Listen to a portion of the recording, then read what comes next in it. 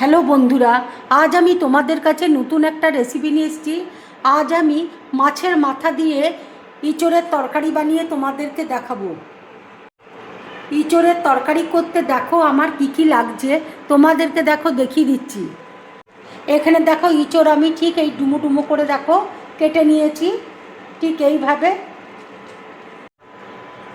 এখানে দেখো হলুদ আছে, চিনি আছে, গোলমরিচ আছে, গোটা গরম মশলা রয়েছে, তেজপাতা রয়েছে, গরম মশলা গুঁড়ো রয়েছে, কাশ্মীরি লঙ্কার গুঁড়ো রয়েছে।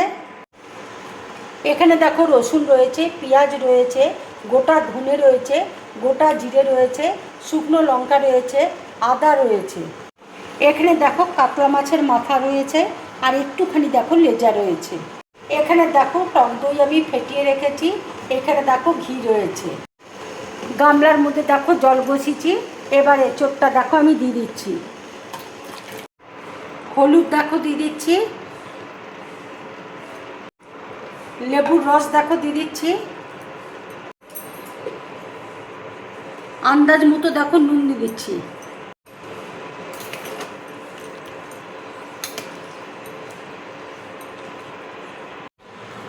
মাছের মধ্যে দেখো আমি নুন দেখো মাখিয়ে নিচ্ছি, হলুদ দেখো দিয়ে দিচ্ছি। এবার দেখো ভালো করে আমি মাখিয়ে নিচ্ছি। মাছের মাথায় দেখো নুন হলুদ মাখিয়ে নিয়েছি। এইদিকে কড়াই দেখো আমি তেল বসিয়ে দিয়েছি, তেল দেখো গরম হয়ে গেছে। এবার আমি মাছের মাথাটা দেখো তেলের মধ্যে ছেড়ে দিচ্ছি।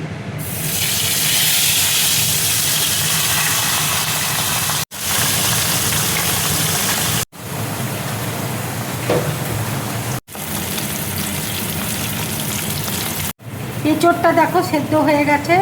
এবার আমি নামিয়ে নিচ্ছি। মাছটা দেখো ভাজা হয়ে গেছে।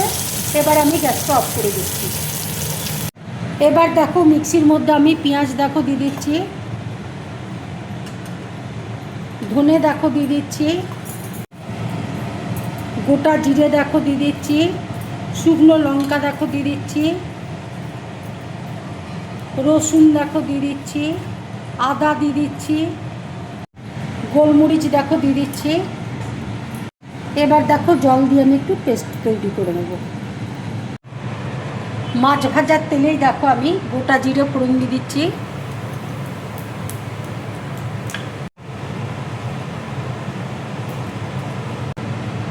তেজপাতা দেখো দিয়ে দিচ্ছি, গোটা গরম মশলা দেখো দিয়ে দিচ্ছি। এবার দেখো ইঁচড়টা আমি দিয়ে দিচ্ছি।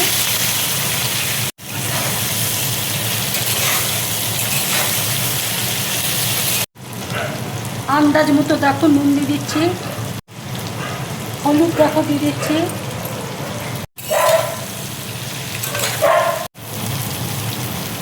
এবার আমি দেখো টমেটোটা দিয়ে দিচ্ছি।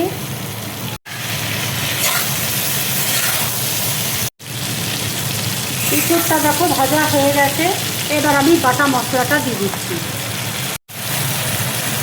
মশলা ধোয়া জলটা দেখো দিয়ে দিচ্ছি।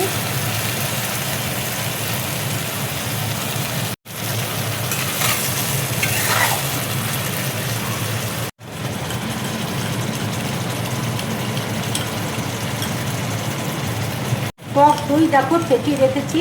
এবার আমি টক দইটা দিয়ে দিচ্ছি।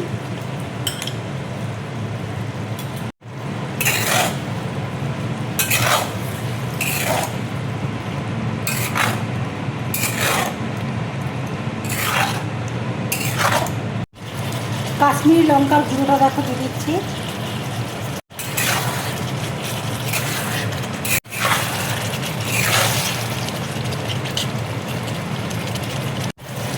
অল্প করে দেখো চিনি দিয়ে দিচ্ছি।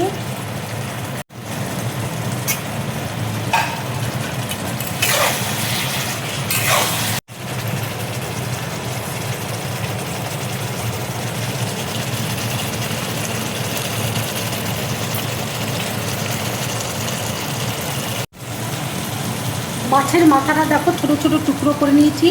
এবার মাছের মাথাটা দেখো দিয়ে দিচ্ছি। মশলাটা দেখো কষানো হয়ে গেছে। এবার আমি জল দিয়ে দিচ্ছি।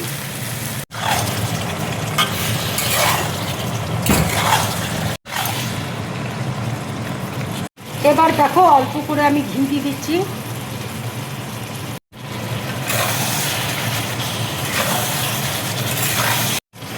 গরম মশলা গুঁড়ো দেখো দিয়ে দিচ্ছি।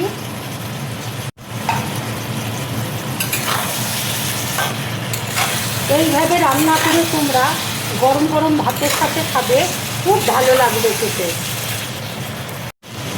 রান্নাটা দেখো হয়ে এসছে। এবার আমি ধনেপাতা কুচি দেখো দিয়ে দিচ্ছি।